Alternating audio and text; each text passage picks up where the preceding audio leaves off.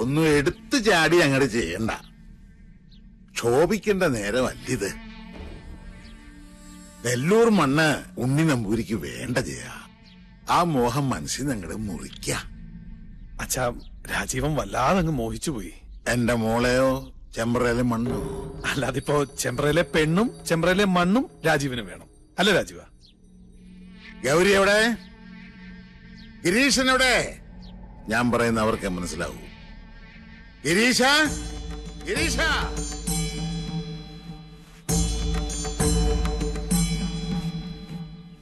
ഏടത്തി, hi, ആരാ ഇത്? പട്ടാഴിയില്ലത്തെ ആത്തയമ്മയോ? ഇവിടെ നിന്റെ ഏതടത്തി ഇരിക്കണത്? പടിയിറങ്ങി പോയ മൂശട്ടെ. അച്ഛാ, ജയേട്ടാ, ഇങ്ങോട്ടൊന്ന് വേഗം വരിക. അനിയത്തി. എന്താണ് നിനക്കിവിടെ കാര്യം? എടി എന്താന്ന്? അച്ഛന്റെ ആംഗ്ലമാരുടെ മുഖത്ത് ചവിട്ടി തേച്ച് ഇറങ്ങിപ്പോയല്ലേ നീ? മറന്നിട്ടില്ലൊന്നും. നേർന്നെറിയും കെട്ടവളെ.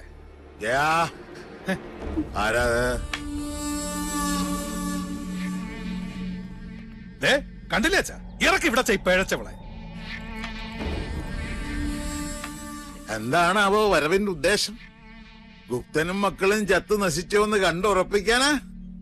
അപ്പൊ ഉറപ്പാണ് അച്ഛന് എല്ലാം നശിക്കൂന്ന്. അവന്റെ അച്ചിപ്പണി ചെയ്ത് നടക്കുന്ന നീ ഞങ്ങളെ ശപിക്കുന്നോടി. അച്ഛാ, ഈശ്വരനെ കരുതി, എന്നെ കരുതിയിട്ടല്ല. അച്ഛന്റെ ഏട്ടന്മാരുടെ നന്മയ്ക്ക് വേണ്ടിട്ട് പറയാ. മുഖവുര വേണ്ട. മാധവേട്ടനോട് ചണ്ടയ്ക്ക് നിൽക്കരുത്, എന്റെ ഒരു അപേക്ഷയാണ്. കേട്ടില്ലേ? ഇവള് പറഞ്ഞതിന്റെ പൊരുളച്ഛന് മനസ്സിലായില്ലേ? നമ്മുടെ ചോരയ്ക്ക് വേണ്ടി ഇവള് ദാഹിക്കുന്നു. ലക്ഷണം കൊള്ളാം. ആദ്യം യുദ്ധം ചെയ്യാൻ കടവ് കിടന്ന് വേളിക്കാരൻ വരുന്നു. പിന്നാലെ സമാധാന ദൂതുമായി സഹധർമ്മിണിയെ പറഞ്ഞയക്കുന്നു. എന്താ ഇതിന്റെയൊക്കെ അർത്ഥം? മക്കളെ, പട്ടാഴിക്ക് ഭയം ബാധിച്ചിരിക്കണോ? മടങ്ങിക്കോളാ, ഇല്ലെങ്കിൽ നിന്റെ ശവം കൊണ്ട് അവന്റെ മുഖത്തേക്ക് വലിച്ചെറിയും. അച്ഛൻ പറഞ്ഞ കേട്ടില്ലേ? ഇറങ്ങി പൊടി മൂദേവി. കംസജന്മം എത്ര അനുഭവിച്ചിട്ടും മതിയായിട്ടില്ല അല്ലേ? അതേടി, ഞാൻ കംസൻ തന്നെയാ. ഈ അടിവയറ്റിലൊരു കൃഷ്ണുണ്ണി വളരുന്നുണ്ടെങ്കിലേ വലുതാമ ഇങ്ങോട്ട് പറഞ്ഞു വിട. ഈ ജയൻ ഇവിടെ തന്നെ ഉണ്ടാവും. ബാക്കി അവനോട്. അത്രയും ആയുസ് നിനക്കില്ല ജയ. തൊടില്ല നീ. വഴിതെറ്റിയിട്ടായാൽ പോലും ജീവിതത്തിൽ ഒരിക്കലും ഇനി ഈ മുറ്റത്ത് കാലുകുത്തരുത്. മനസ്സിലായോ? അനന്താ, ഇത്രയും വണ്ടിയിലേക്ക് കൂട്ടുകൊള്ളു.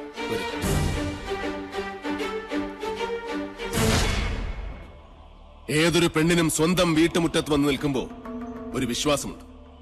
എത്ര വെറുത്താലും അവമാനിച്ചാട്ടി ഇറക്കി വിടില്ല. നിങ്ങളത് തകർത്തു. വെറി പിടിച്ച നിങ്ങളുടെ മനസ്സ് പിതൃസ്ഥാനത്തിന്റെ മഹത്വം മറന്നുപോയിരിക്കുന്നു. സൂക്ഷിച്ചോ ചിത്രഗുപ്ത, നിങ്ങളുടെ കൈവെള്ളയിൽ 1000 രേഖ. സാവിത്രി, ഇവന്റെ നെഞ്ചു വലിച്ചു കീറി ചങ്കെടുത്ത് മുന്നിൽ വെച്ചു തരൂ, എങ്കിലേ എനിക്ക് തൃപ്തിയാവൂ. പെറ്റ തള്ളയെ വിളിച്ച് നെഞ്ചിലിടിച്ച് ഓരിയിടാൻ ഇനിയും അവസരമുണ്ടാവും. അപ്പ മതി മുക്ര. ഓ, ഇതാണല്ലേ ആ മാതാമഹൻ, കാരണവരുടെ വാടക കൊലയാളി.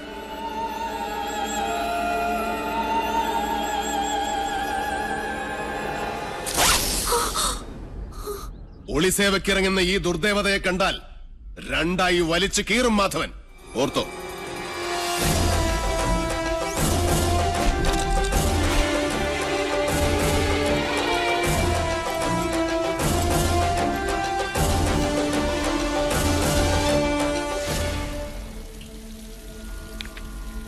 മണിയങ്കോട്ടെ കാരണവരും മക്കളും നെല്ലൂർ മനയുടെ കുറെ കരഭൂമി വെട്ടിപ്പിടിച്ച് അനുഭവിക്കുന്നുണ്ട്. അടിച്ചിറക്കണ ആ സത്തുക്കൾ അവിടെ നിന്ന്. പടിയിറക്കി നാട് കെട്ടണ ജോലി നാളെ തന്നെ അങ്ങോട്ട് തുടങ്ങിയാലോ? നല്ലത്. അതി അത് നാളെ തന്നെ തീർപ്പാക്കണം. വരിക.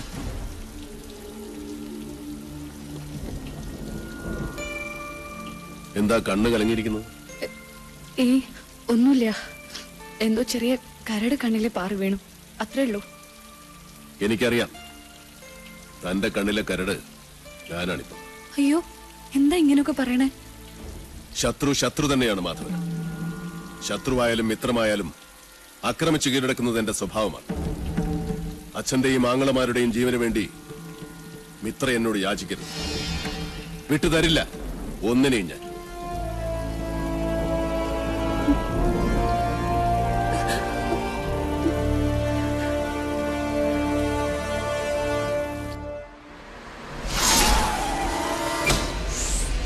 ഓഫാക്കിയ ആ സാമിയാ എന്നിട്ടാ ഓഫാക്കിയ.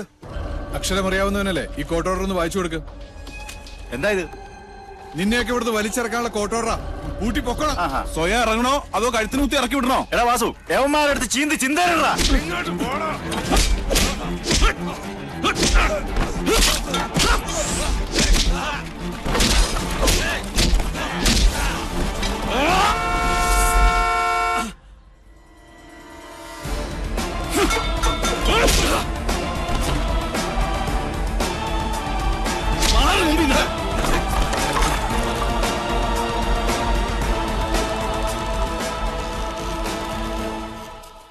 എന്താടാ ഇത്?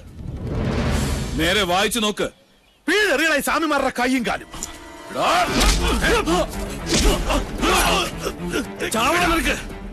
ഒരൊറ്റ വിട്ടിന് ആവിയും അനക്കവും ഇല്ലാതെ തെക്കോട്ട് നോക്കി കിടക്കണേ. ഇന്ന് മുതൽ തുളസിയുടെ മുതലിൽ നിന്നൊരു പഴുക്കിനെ പോലെ നീ എടുക്കരുത്. എടുത്താൽ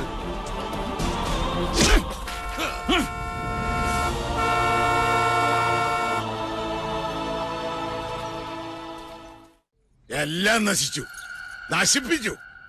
എന്നിട്ട് മോങ്ങിക്കൊണ്ട് വന്നിരിക്കുന്നു ശുംഭന്മാര്. അമയത്തെ കഴിക്കുന്ന കഴുതകൾക്കുണ്ടാവും ഇതിലും നല്ല ഉശിര്. എന്തിനാണ് ശംഭോ എനിക്കിങ്ങനെ 3 ആമക്കള്? അച്ഛാ, എന്താ? രാജീവൻ വിളിച്ചിരുന്നു. അപ്പൊ അവരും അറിഞ്ഞു മണിയങ്കോട്ടിന്റെ അടിത്തറ അളകിയിരിക്കുന്നെന്ന്. സ്വത്തില്ലാത്ത മണിയങ്കോട്ട് നിന്നും അവന് പെണ്ണു വേണ്ടാത്രേ.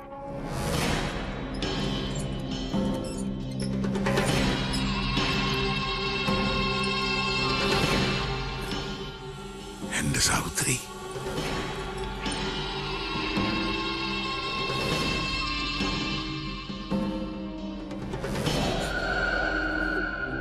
എപ്പോഴൊക്കെ നിന്റെ കണ്ണു നിറഞ്ഞു കണ്ടിട്ടുണ്ടോ അപ്പോഴൊക്കെ ഈ ഗിരീശൻ മനസ്സ് കല്ലാക്കിയിട്ടുണ്ട്.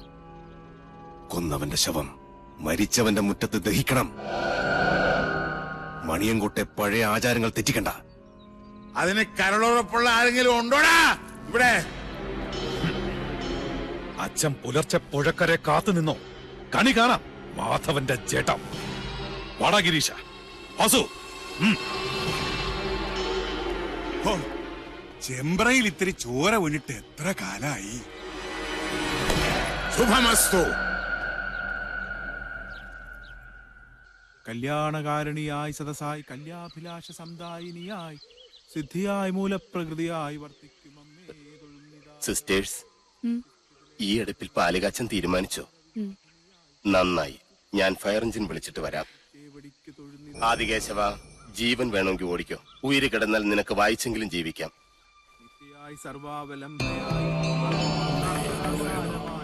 തുളസി, അന്നപതിയായ അഗ്നിയെയും മഹാലക്ഷ്മിയെയും മനസ്സിൽ ധ്യാനിച്ച് നെല്ലൂർ മനയിലെ അഗ്നിശാലയെ ഞാൻ വീണ്ടും ഉണർത്താൻ പോകുന്നു. അത് നിന്റെ കൈകൊണ്ട് തന്നെ വേണം. പേടിയുണ്ടോ? കുട്ടേട്ടാ വേണ്ട, ഈ അടുപ്പിൽ നിന്നല്ലേ തീ പിടിച്ചിട്ടുണ്ട് അച്ഛൻ. നിന്റെ അച്ഛനെ കൊന്ന സാവിത്രിയുടെ പട്ടടയ്ക്കാണ് നീ തീ കൊളുത്താൻ പോകുന്നത്. പറഞ്ഞതനുസരിക്ക്.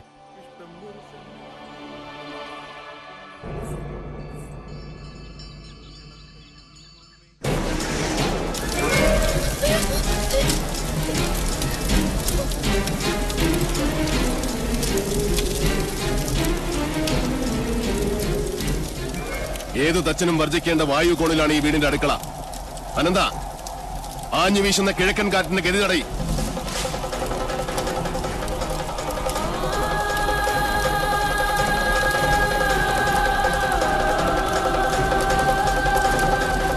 എവിടെ കാട്ടുതീ പോലെ ആളിപ്പടരുന്ന സാവിത്രിയുടെ പ്രതികാരാഗ്നി? എവിടെ ഹരിനാരായണനെ കൊന്ന ശവദാഹികളായ തീനാമ്പുകൾ?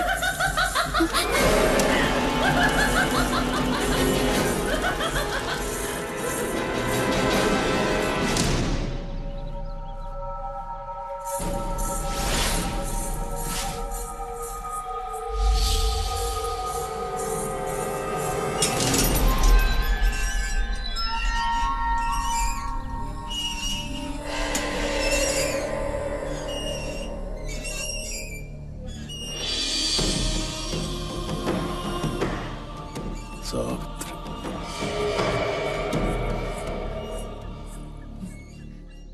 സ്വയരക്ഷയ്ക്കായി എന്തും ചെയ്യാൻ മടിക്കില്ല. അച്ഛനോ മക്കളോ അതോ കീഴടങ്ങാൻ മടിക്കുന്ന ഈ ദുഷ്ടരാക്ഷസി? ആരായാലും ഈ പിത്തലാട്ടങ്ങൾ കണ്ട് ഭയപ്പെടുന്നവനല്ല മാധവൻ. അതെ, എല്ലാരും വരിക. അടുപ്പിൽ പാല് തളിച്ചു തൂവി.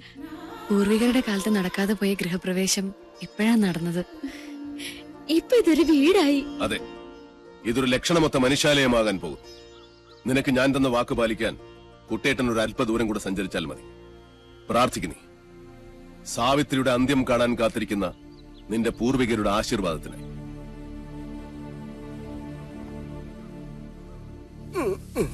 അയ്യോ, ആരാ? എനിക്കും അറിയില്ല. എന്താ പറ്റി? ഞാൻ ഇവിടുന്ന് രക്ഷപ്പെട്ടു ഓടിയതാ. വലിയ കുരുങ്ങി. 8 കാലിയുടെ അല്ല, ഇതേതോ 10-28 കാലിയുടെ ആണെന്ന് തോന്നുന്നു. നമസ്കാരം. എന്നെ മനസ്സിലാവുന്നില്ലേ? ഭാഗ്യം, യക്ഷിക്കും മനസ്സിലാകാതിരുന്ന മതിയായിരുന്നു. ഇനി ഈ വല മാറ്റണ്ട.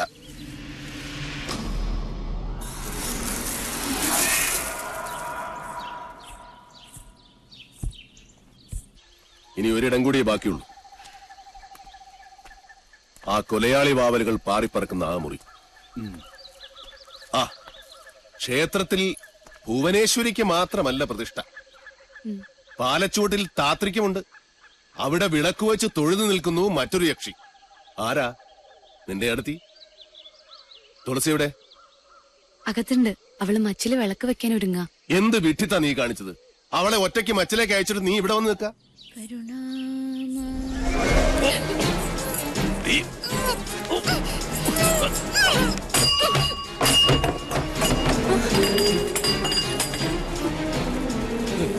യക്ഷി പിടിച്ച് എല്ലാം കൂടെ ചെന്ന് കയറിക്കോടി. ഇന്ന് ഒരുമിച്ച് കൊലകുളി അടിയന്തരം കൊണ്ടാടാം.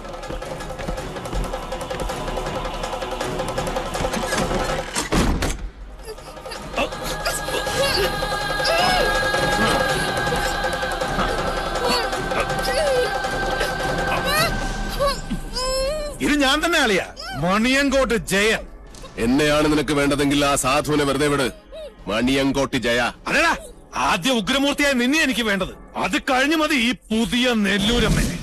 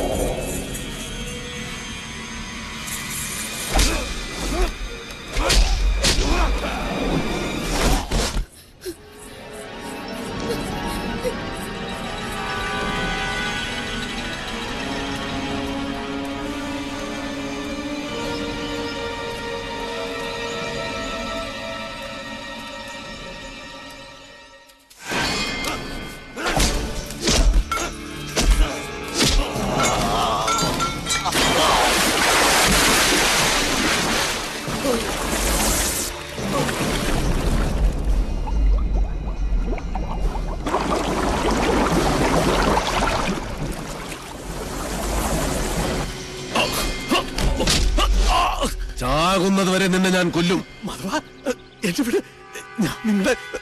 ഞാനൊന്ന് പറയട്ടെ. ആണായിട്ട് പറയടാ. എന്റെ കുഞ്ഞുണ്ണിയെ ഈ നീർക്കുഴിയിലിട്ട് കൊന്നത് നീയല്ലേ? ജന്മം പിഴച്ച ദുഷ്ടനും മന്ത്രമില്ലാത്ത ദുർദേവതയും നശിക്കും. ഭൂമിയിൽ നശിക്കണം.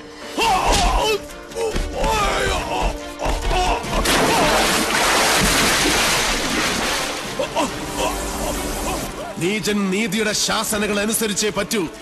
നിശ്ചയിക്കപ്പെട്ട മരണമാണ് നിന്റേത്. കൊണ്ടുപോയിക്കോളൂ. കൊണ്ടുപോയി തിന്ന സാവിത്രി നിന്റെ മകനെ.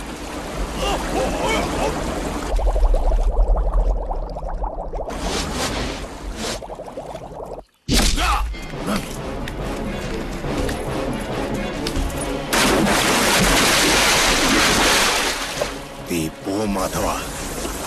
നിന്റെ ശവവും കാത്ത് എന്റെ അച്ഛൻ ചെമ്പ്രപ്പുഴക്കരയിൽ കാത്തു നിൽപ്പുണ്ട്.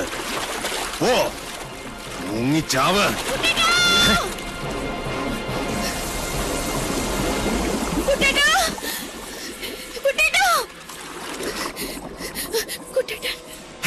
കുട്ടേട്ടനോ? അവിടെ കാണും. അല്ലല്ല, അവിടെ അവിടെ അവിടെ അവിടെ. ഹേയ്, വടക്കിനി കാണും, വടക്കിനി. അല്ല, തെക്കിനി തെക്കിനി തെക്കിനി. ഈ ഭൂഗോളം മുഴുവൻ പോയി തരേ.